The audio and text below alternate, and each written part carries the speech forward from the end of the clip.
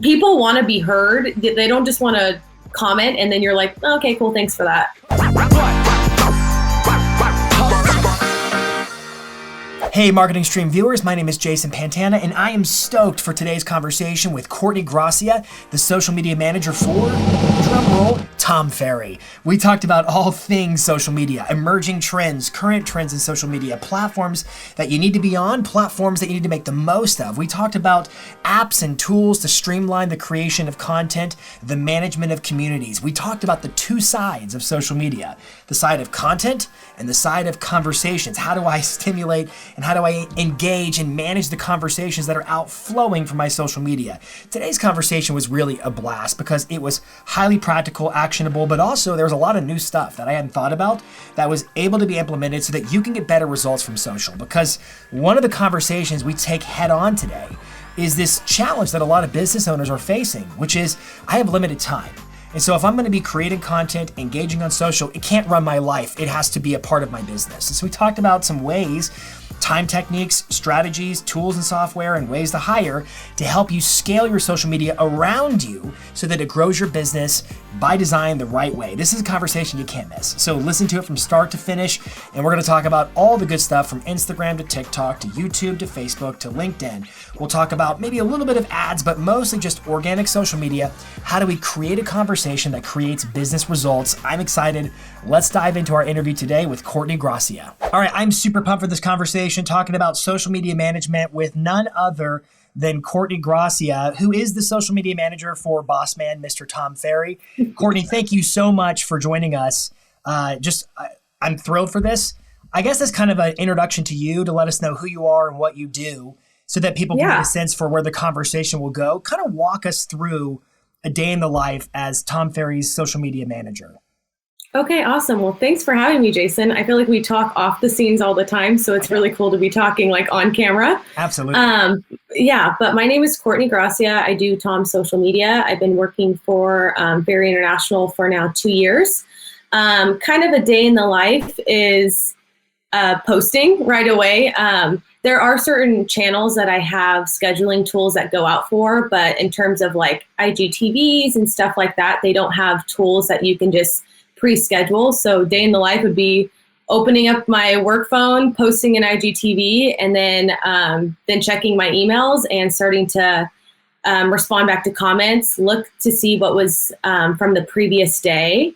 So I usually log off around like 5 p.m., but there's obviously all of this chatter that happens from the time that I'm asleep. Yeah, totally. And so the next morning, pretty much just doing a lot of community management and then posting consistently throughout the day. And let's define that term for our audience. What is community management? Just so they know our lingo. Yeah, community management essentially is looking at all of the engagement that has gone on. So comments, messages, likes, shares, all of that, and responding to it or hearting it. Mainly, it's just engaging with the community that has gone on. Yeah, and so I imagine there's, this is Tom's social media, so I know he's active on it. Sometimes he'll DM me or whatever. I know he's there too, so it seems like it's sort of a two-pronged approach. You're responsible for distributing the posts and the content, and then you're responsible for managing the conversation, whether it's comments, DMs, or whatever that is ensuing from the content. Is that a fair encapsulation? Oh, yeah. Okay. Yeah, and also we have our coaching members have personal Facebook groups. So like there's a lot of community management that goes on within there of all of our coaching members. And then not to mention paid ads. I manage all of the conversation that's going through there as well. Wow. So yeah. It's a lot of conversation that's happening. It's a lot. Yeah, but after a while you start to get like those repetitive questions that right away you know the answer to. It's asking for like hours or links to coaching or links to certain videos that you can just you already know like the spiel of what to say. Yeah, and I assume you have like a lot of the tools out there, which we'll get into today. I know they have the ability to create like quick responses or a way to streamline those kinds of FAQ types of questions and whatnot so that you can be a little bit more efficient in terms of managing that. But it's distribution of content and it's really managing the conversation across all the channels. It's kind of a day in the life. And then just as far as posting goes, what about like stories and stuff? Are you just doing the actual content for post or are you doing stories and that work too? I think it's one of those things where Tom and I kind of work hand in hand on it. So I see he's obviously in a different time zone now, in Dallas. So I'll see kind of what he's reposting and doing on the stories, and then I'll build off of that. Yeah. And if I've seen that he hasn't posted in a while, then I'll get back on there and engage and post stories. So it's kind of like a twofold thing with it. So you're kind of coming in behind him and just filling in the gaps, and or if there's sometimes I've noticed there's like a larger company initiative where you might have like some pre-planned types of stories that are meant to be interactive. And I would imagine it's you that helps to facilitate those going out into the audience. Yeah, correct. So any of the things that look like extremely polished, that would be like me going on there. But the ones that have the mistakes or he calls them like Tomos. the funny, yeah, or the reposting of like funny memes and stuff. I mean, essentially, I think people sometimes forget to like, this is Tom's account. Oh yeah. And, it's his social media. So of course, like he's going to be personal on it as well. And if he thinks a meme is funny, he's going to repost it. It doesn't. Yeah. All right. I love it. All right. So that's a good kind of snapshot in terms of what is a social media manager. The goal of this podcast is I want to talk to experts who are working in a specific nuance or a field under the umbrella of marketing. So like today's topic is social media management, which I know for a lot of agents, they're struggling to decide what's my content look like? How do I manage the dialogue? What channels? Oh, there's new ones. What should I be doing? So just kind of kicking things off, in your opinion, what are the highest ROI, return on investment platforms in 2021 that agents and business owners, anybody who's watching, should definitely be looking at in terms of getting ROI? For me, it's all channels, to be honest. And when I say all channels, I'm talking about Instagram, LinkedIn, Twitter, Facebook, TikTok, YouTube, because each of the platforms has a different ROI. They're not all the same. Similar to how you should have a different strategy for each of the platforms, they're not the same. For instance, like if you were to run Facebook campaigns, they're great for building community brand awareness. If you were to be doing like LinkedIn campaigns, those are for establishing authority, B2B website traffic, generating leads. Instagram's great for product launches, getting your UGC, customer engagement, all about the customer pretty much with and Instagram. UGC, just for our viewing audience, is user-generated content. Correct. Yeah. And so I feel like Instagram's that platform for more of that community type engaging with your audience. Twitter is great for getting clicks. I mean, if you think about it, Twitter's used mainly for like news. A lot of people go to Twitter for the news or content getting shared, relationship building, I think too, because a lot of people tweet back and forth to each other. Totally. It's like an easier, streamlined thing compared to the other channels. TikTok's good for brand culture for ROI. It's good for brand lift, sparking trends. I feel like a lot of the trends now on all of these channels are coming from TikTok and then being transferred over. YouTube, of course, is SEO. Like that's a huge, huge platform for SEO, growing followers or growing your subscription and then translating it again to the other channels. And also just being more of that like how-to explainer type content on YouTube. So it seems like in terms of ROI, like there may be some agents who are like, and I say agents because I'm mostly talking to agents, but they could be running teams or brokerages, or it could be a different industry altogether. But I think a lot of business owners as a whole, they look at social media as this behemoth thing where it's like, oh my gosh, I got to be on all the platforms.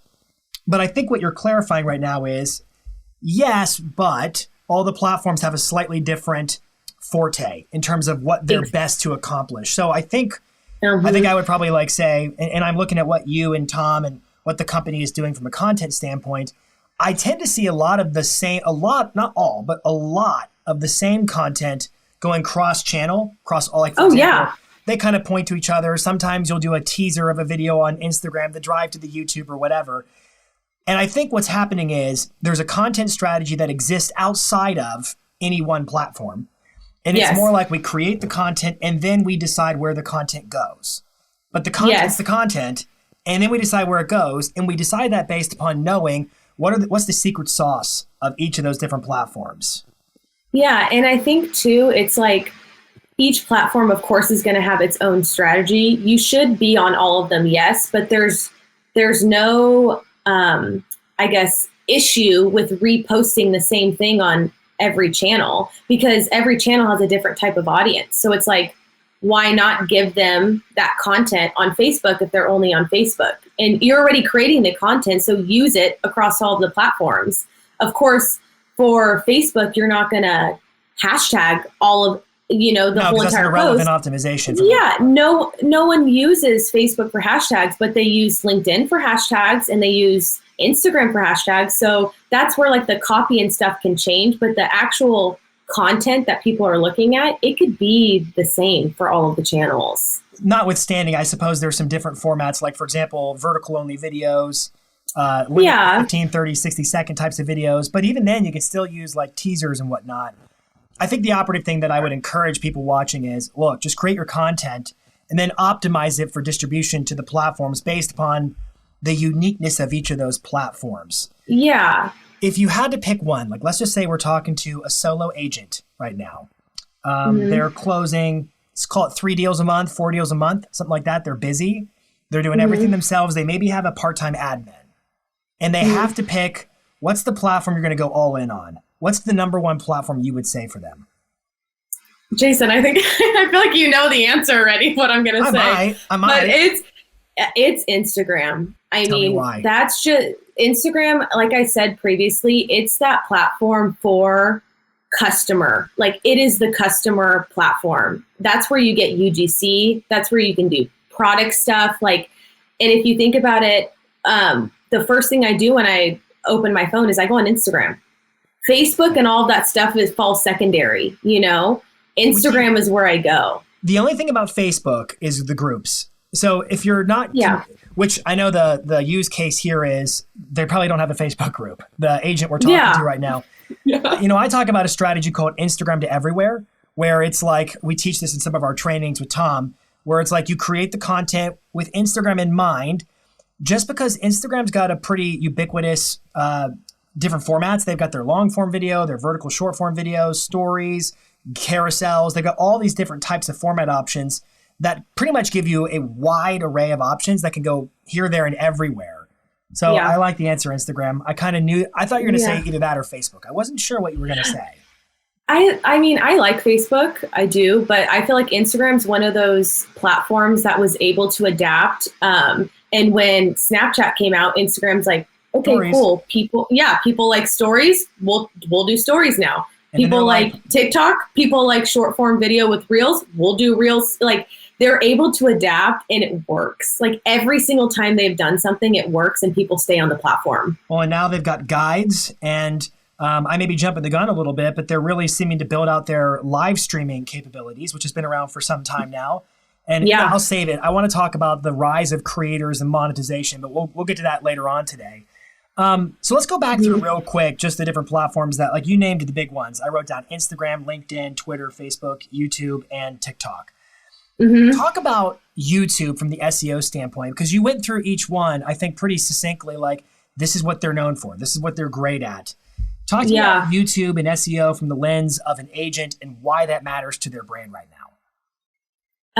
YouTube is one of those platforms that pretty much, I feel like behind the curtain works pretty closely with Google.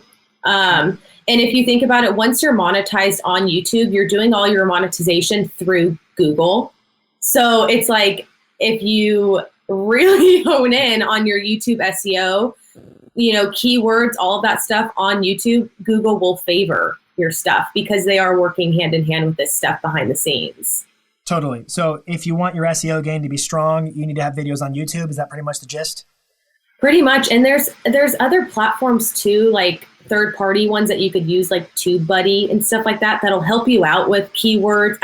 It's really not that difficult because there have been things created to assist you. We actually interviewed Andrew Can from TubeBuddy on the last episode. So we talked about did you? YouTube. We did.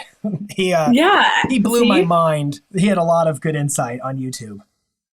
It's pretty wild. And I feel like YouTube's that perfect place for that long form content. They do have YouTube shorts now, but I feel like use Instagram for that stuff. But in terms of like your long-term stuff and your SEO keywords, descriptions, you could put a heavy call to action in your descriptions because it could be a video that people find months later. And if you have like a call me now at the top of your description, gold. You may get it. The phone may ring.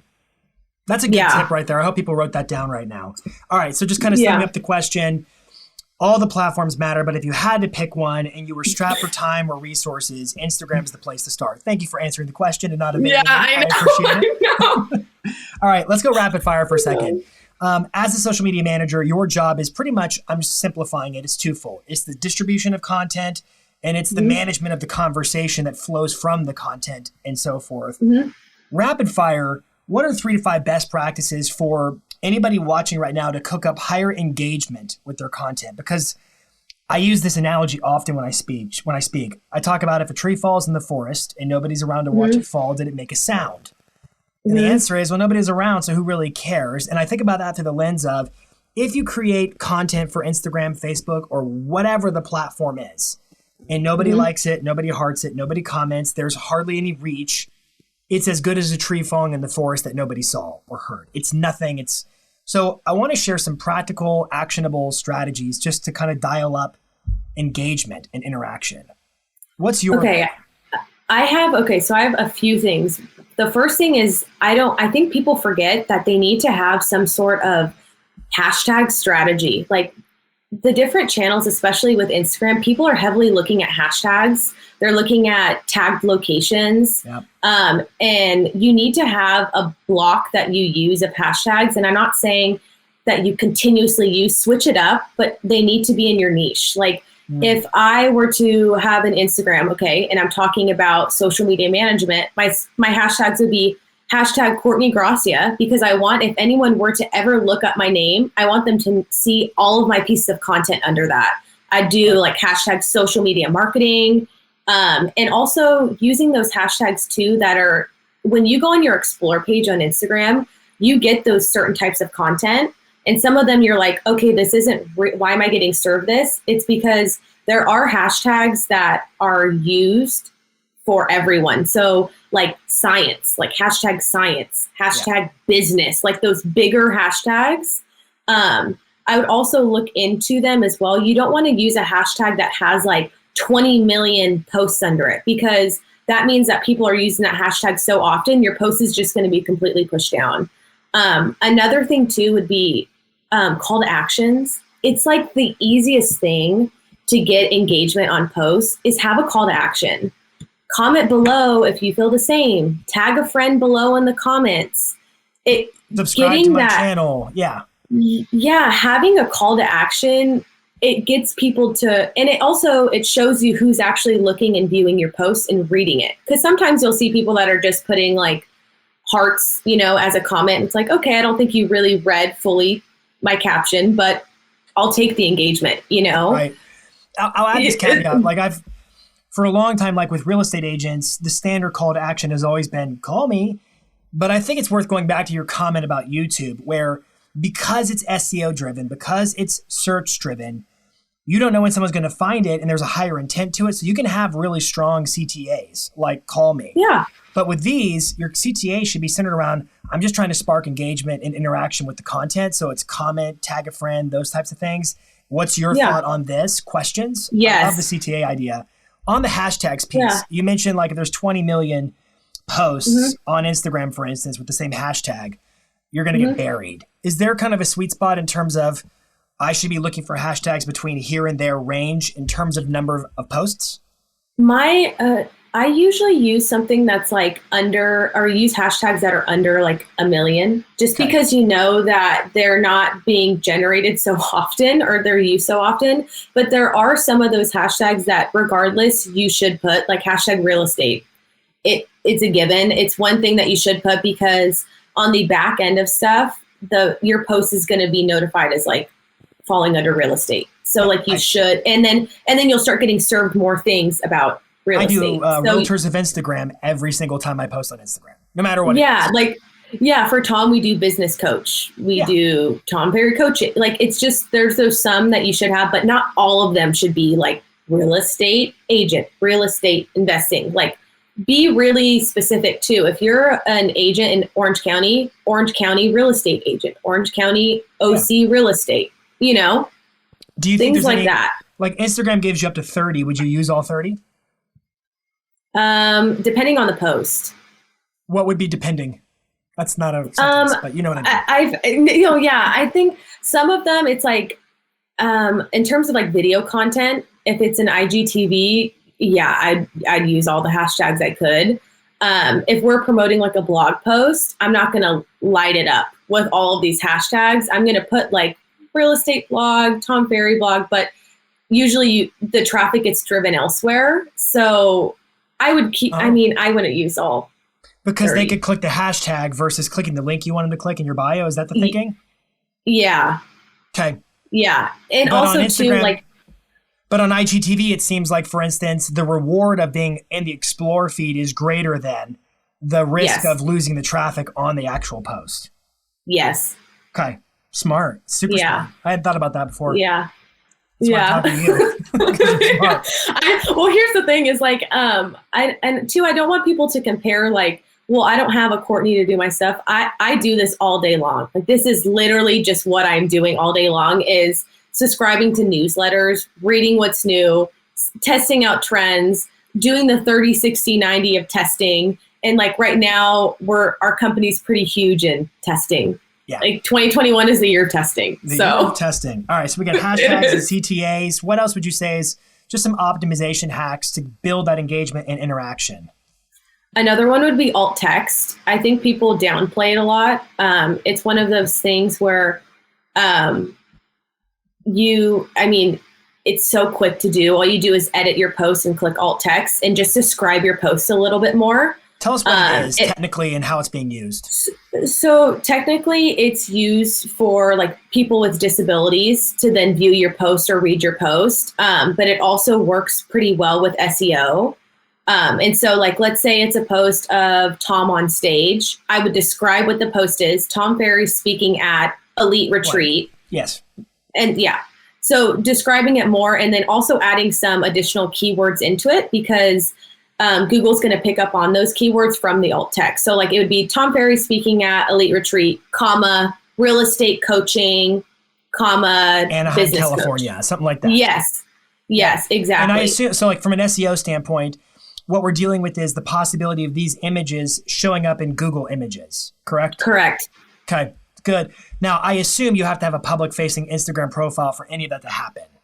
100%. I feel like that's a given now. Everyone should have, do not have your Instagram private. Also, a big thing is please, like, if you're a real estate professional, you are an entrepreneur, you're a business person, please have a business account. Now, please do you have account. a favor between creator or the business profile? I would use business profile. I feel like business profile links up better with Facebook, obviously because Facebook owns Instagram, but the creator, you're not a creator.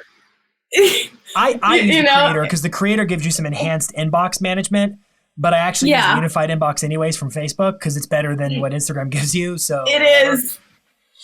I usually manage that stuff through Facebook anyways because it's a lot cleaner. I do too. And I've got my business manager set up. So it's like whether it's a creator or a business profile, I'm circumventing the linking anyways and going through the business manager, which was probably over the heads of some people, but whatever. No, as long as your Instagram too is linked in or is linked up to your Facebook, a business manager Facebook, then you should you're fine. It doesn't really matter, I guess. I just prefer like the business side of it, but you could put creator, you could put, some of them have like just for fun. Yeah. you know, there's different ones. I mean, I don't think it's the only disadvantage of a creator is third-party posting is absolutely not able to be done, whereas a business can do that. And the other advantage of a creator is if you want to dance to licensed music in your reels, you've got to use a creator. You can't use a business. But I wouldn't invite them anyways. So I think we're safe. I think we're safe. You're fine. Any other like hacks or best practices that you were thinking of that you would love to share with the audience about engagement, interaction? Another one would be following. Okay, so the thing with following too is like you should follow people that you share a liking to, that you have things in common with. You shouldn't just follow people just to follow them, because one thing with that is like obviously you want people to know like, oh, okay, I have a similar value or we share XYZ together. You follow them, and when you start commenting and engaging on their post, think about it. Their followers and the people they follow are going to be kind of close to what you fall into. And so if you're commenting on their posts, it could be a follower that doesn't follow you, seeing you comment. They'll be like, who is this person? I agree with this comment. Click on your profile and then follow you. Especially if you get pinned to the top of the comments. Oh, 100%. So it's one of those things where it's like the likeness. You should follow people that you have things in common with, and also be engaging with their posts too. Don't expect everyone to just engage with your stuff. It needs to be a reciprocal thing. Like if you see someone all the time engaging with your posts, go onto their page, comment, and have a conversation with them too. People really appreciate that, and they value like, oh, they took the time to actually click and engage with my stuff. Oh, now that I'm on their profile, I like what they post. I'm going to follow them too. Well, so it's like there's a danger of treating social media like it's a billboard strategy versus social. It's meant to be social. Yeah. Yeah, because sometimes I feel like people just post stuff and they're like, look at me, like comment on my stuff. Like, I don't really want to engage with your stuff. I posted for the day, whatever. You need to engage and give it back to people too. Totally. What does that look like in terms of dividing time between Instagram, Facebook, and all the other platforms from the lens or eyes or schedule of a social media manager? Do you focus predominantly in one place, or do you go all over the place? Pretty much all over the place, because I use Sprout Social for like listening. So Sprout Social has obviously like a reporting side of tools, or their reporting tools, and they have a listening aspect. So I have like different keywords set up on each of the different platforms to then flag me. So like I have like events, I have coaching, I have Tom Ferry. So if anyone uses Tom Ferry's name, I know where it's coming from, and then I can engage with it right away. Or it could be something if someone's interested in coaching and it could have fallen through the cracks. Sprout Social's listening tool will pick up on it. So I could look and say, oh my gosh, this person, has been needing to get help with coaching. Now I can comment back and respond to them. So I mainly use like listening tools for that, and Sprout Social is great. Does it go across like LinkedIn to what platforms does it cover for your listening? It covers all of them. The only one it doesn't cover is TikTok. It does. It does, really? Okay. Yeah, it actually does a form of YouTube reporting too. I like doing the reports directly on the platform, but yeah. YouTube's got great analytics, but still. It's great. Yeah. It's really great. I love the idea of the listening tool, because I'm thinking through like strategy-wise from an agent standpoint. It's easy to just respond to notifications. Oh, somebody liked my post or commented, I'll comment back. But I think that's very one-sided, because that makes it all about your content. And there's two sides of social media. There's the posting side and the participating side, where I go seek out their content and I engage with what they're doing. But that's hard to do. The listening tool is a clever way to kind of decide what are the topics that I want to be listening out for, so I can jump into the conversation, which is kind of similar to the $1.80 rule of Gary Vaynerchuk from back in the day. It's a little bit more advanced these days with a listening tool. Yeah, but I just use Sprout Social just because that's what I've used forever. But there's like Hootsuite. There's different ones that have the capabilities of, it's pretty much all over the place now. Yeah, I think the moral of the story is, look, you've got to allocate time every day to go commenting on their stuff, their being your past clients, your sphere, your customers, that sort of a thing. Yeah. The folks with whom you're networking, you have to comment on their stuff. You have to engage with them, message them, and all those different aspects of what it means to be social. And I also think like your comment about following strategically, I think that's smart. And using the suggestions engine so that you can kind of connect with other people. It is social networking. It is. And the thing is like, that's how you build your community. Like, think of Instagram or think of social media as one of those things of like, if you go into a party, are you just going to like sit in the middle of the room by yourself and not talk to anyone? No, you're going to walk up to people. Yes, I would. You're like, yes, actually. No, but you're going to walk up to people and engage with them. That's a comment. You're going to walk up to, that's a DM. You're going to walk, and that's how you start to meet people. And later on, you could collaborate with them for stuff. You can get deals from them, referrals. Like, it's just such a big scope. Another thing too is I like to look through people's followers.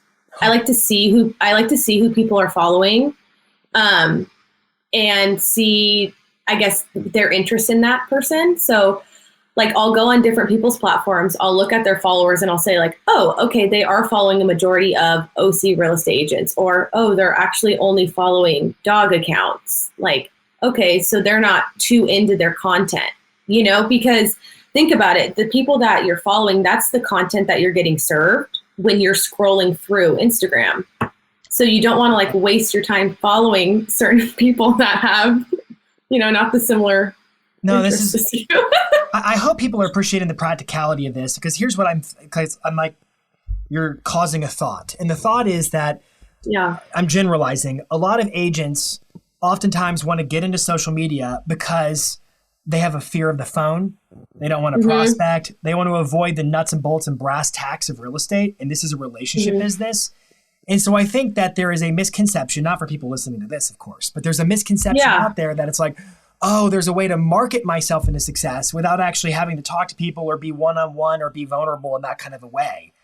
Yeah. Even in social media, if you go into there, whether it's Instagram, Facebook, or any other platform, if you go in there one-sided, it's just about content, I get in, I get out kind of a thing, and you miss the opportunities to network, you're really missing how this business works and how any business works. Like, for instance, yesterday, Tom shared a story of a guy that he was talking to, and I looked up the guy and I followed the guy because I didn't follow. I was fascinated.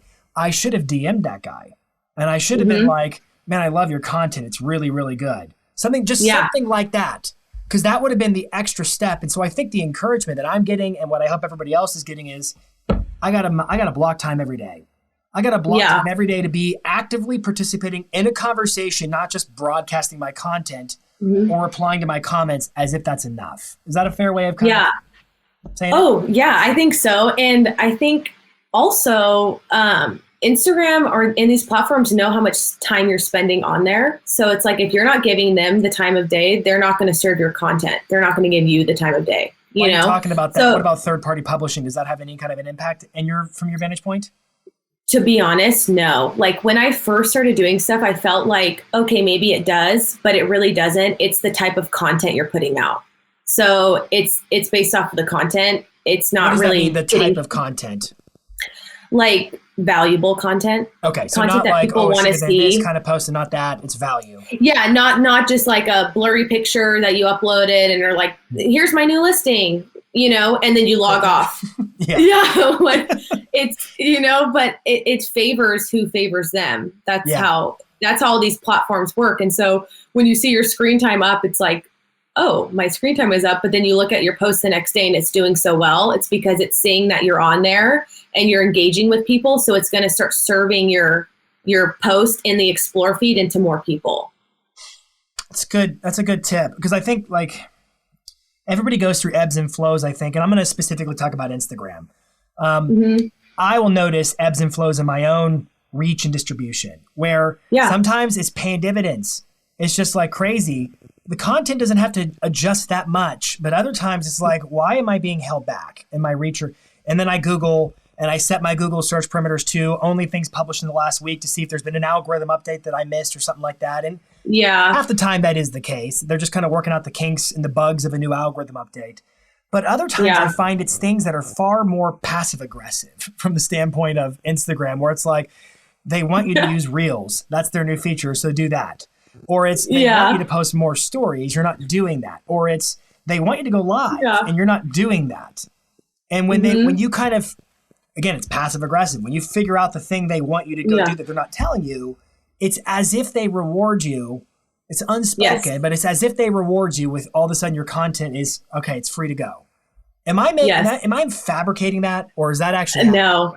That's totally true. And I will say Instagram is really finicky with their algorithms all the time. It's like it's constantly changing. I will see like on some of Tom's posts, like there are certain quote cards and stuff that we'll reuse because they've done so well. I like look into the engagements and the insights and I'm like, okay, this quote really stuck with people. It has X amount of likes, comments, shares. I'm going to repost this in another 6 months because in another 6 months, Tom's going to have new followers that have not seen this post, and it's going to be pushed down so far that they would never see this post. So it had good engagement. Again, 6 months, I'm going to repost it. Sometimes like I'll repost it and it does better than it did 6 months ago. And I'm like, what? Wait, I thought it did pretty well back then. Or there's sometimes where it doesn't do well at all. And I'm like, okay, looking into the time. Did I post it at a right time? Are people up at this hour? Like really looking into the insights feature on Instagram to see, okay, is my audience up? Maybe they didn't see it. Well, or are people not liking it?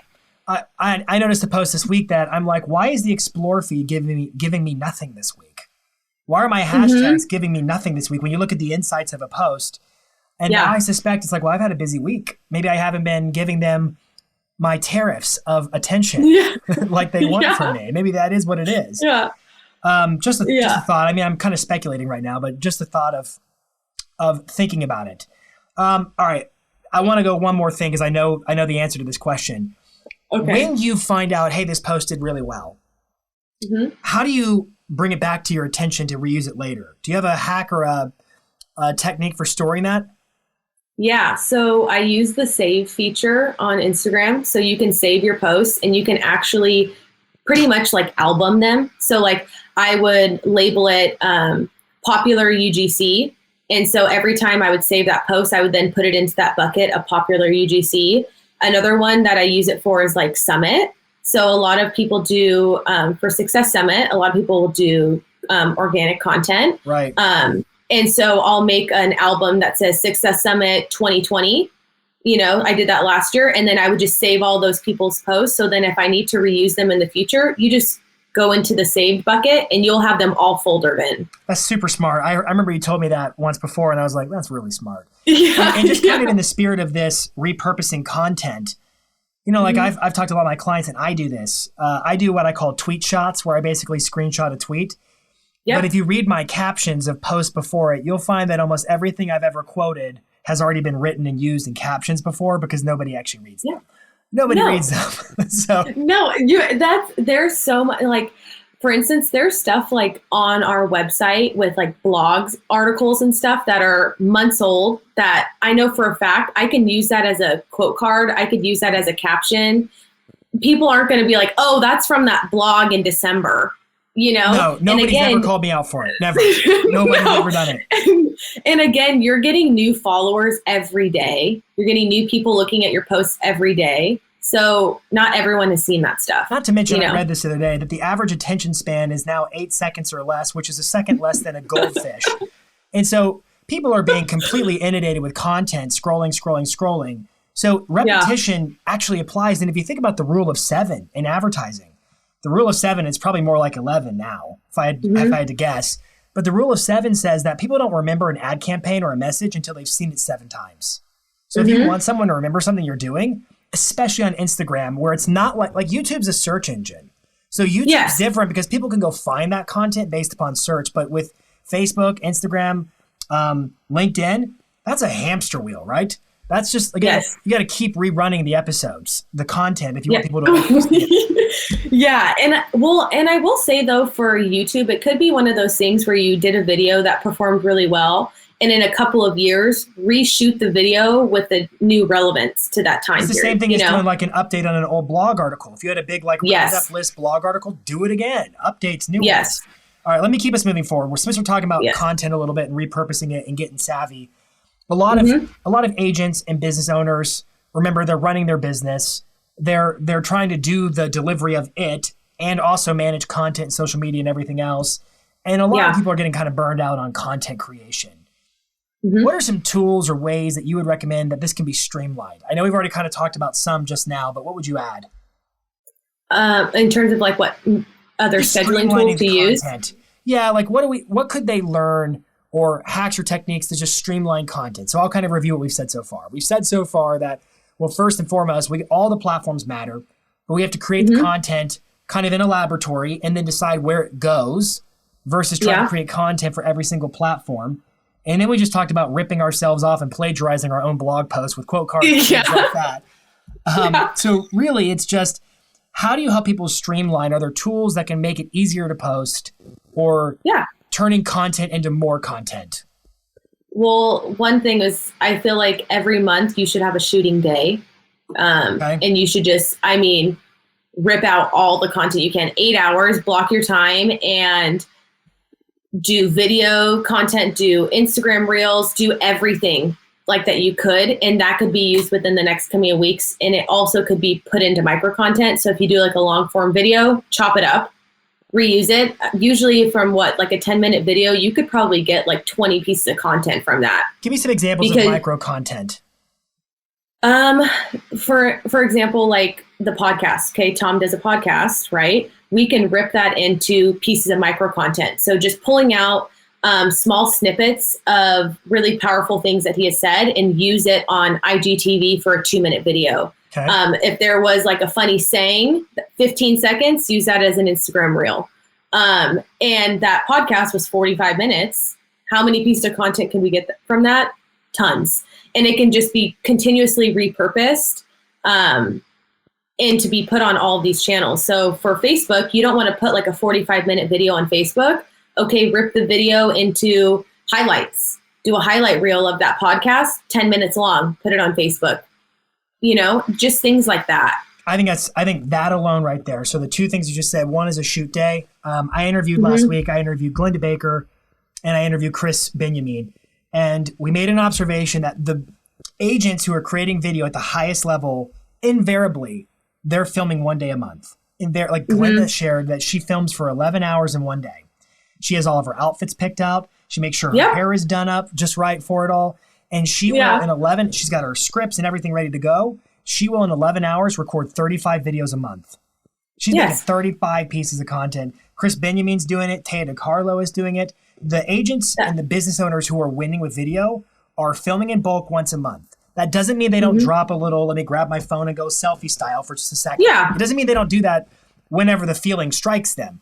But they're structured in their content.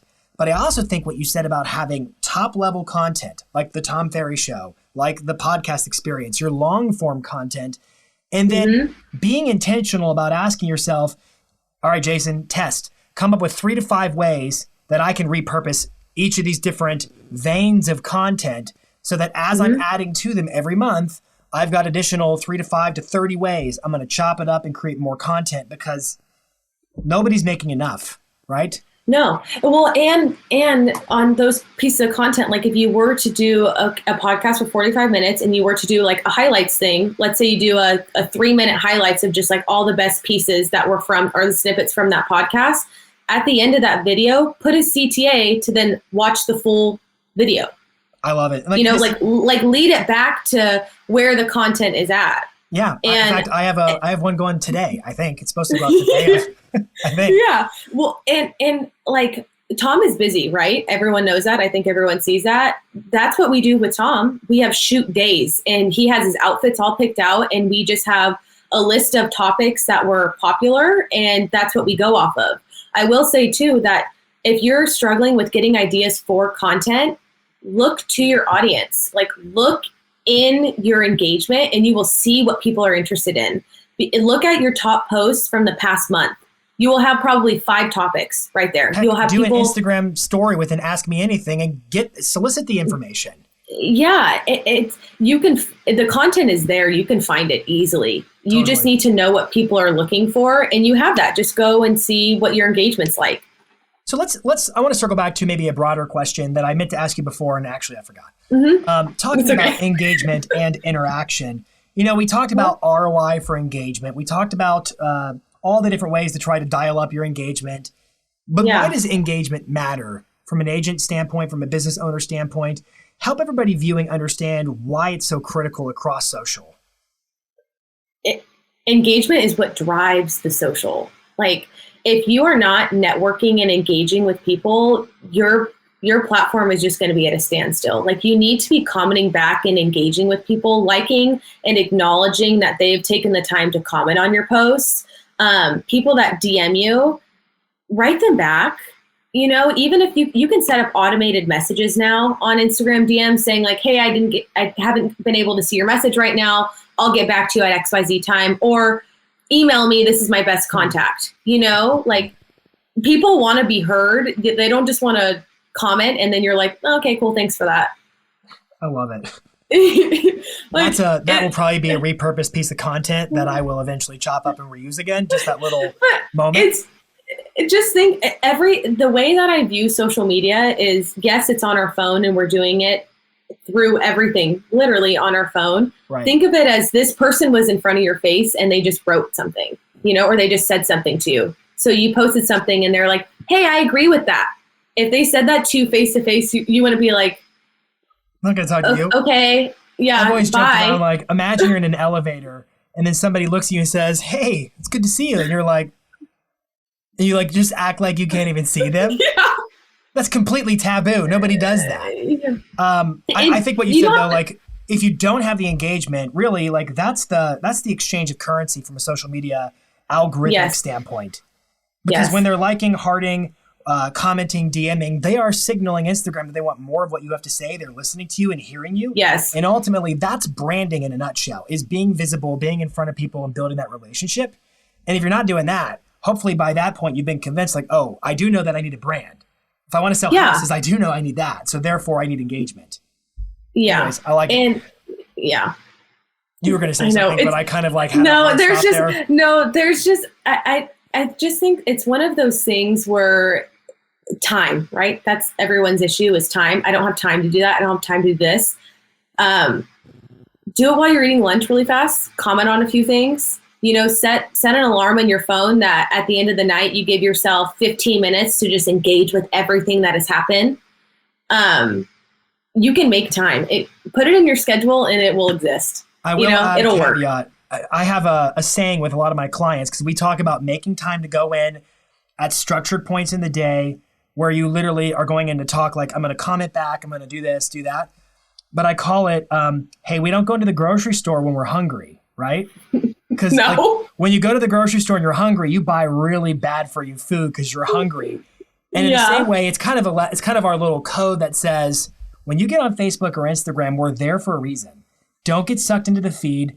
Go in terms of, who you want to talk to. You're going to drive these conversations. It's data driven. You've looked at the reports and the insights and all your notifications to help fuel who is strategically the next person I should be talking to. You don't go into a grocery store hungry because you make bad decisions.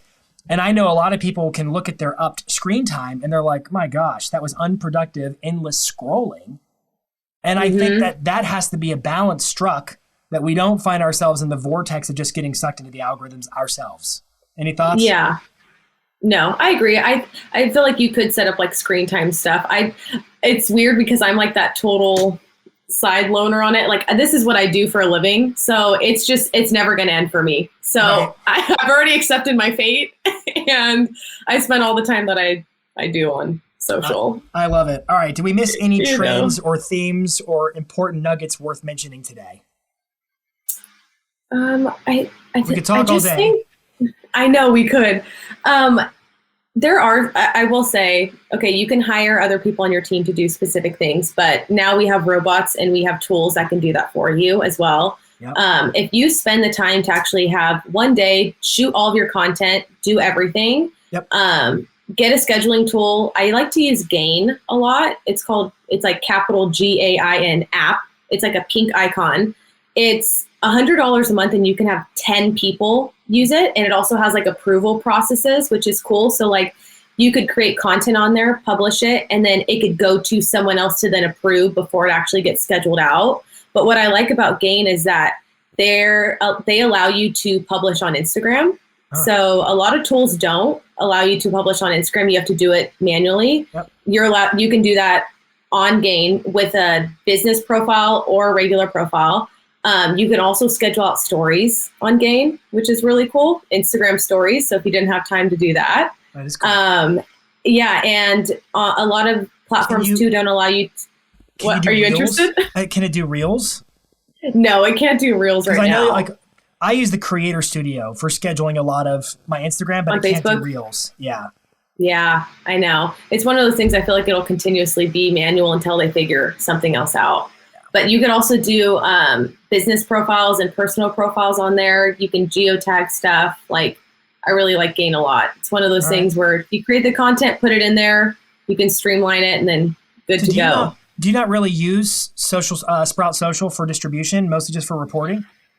Yeah, I mainly use it for reports and for listening. So Gain is like my scheduling tool, and then Sprout Social is my listening and my reporting tool. Because that's another big thing. Before we close out is please look at your insights and please know who your demographic is, good times to post, and do reports. Have a report, because you need to know what's performing well, and you need to know what times are good to post. Like, for instance, forever, we would always post at 5 a.m. on Tom's accounts, Pacific Standard Time.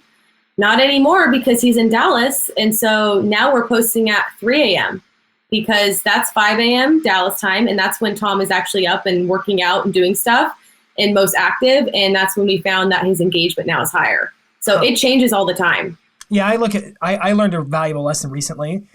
There's a little information button when you look at the insights in Instagram that tell you when to post, and it tells you that all that data is actually only in Pacific Standard Time.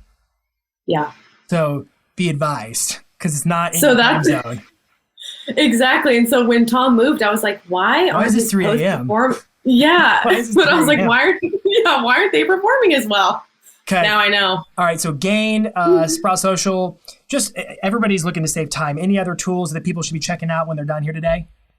Another one would be Agora Pulse. That's like for UK, like international users. Agora Pulse is a good one. Nice.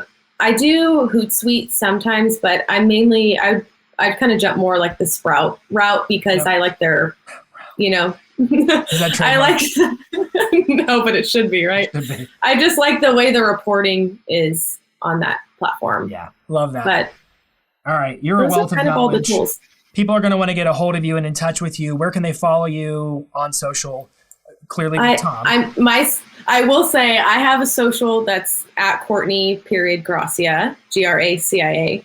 I should be posting on there more, but my excuse is I run Tom's stuff. So I'm doing that full time. But I'll answer DMs. I respond to a lot of people on there. And yeah, so I feel like Instagram's like the best place to find me. Okay. Instagram it is. And I also noticed on your Instagram you're linked to a YouTube channel, so they can connect with you from Instagram to YouTube. I am. I started to do YouTube content for a while because Tom was like really pushing me to do so. And then it was like one of those things. Well, yeah, and not only that, it's like I do that stuff for Tom all day long, And so I kind of felt like by the end of the day when it was time to do my stuff, I was like, I'm kind of burnt out. Yeah. I'm done.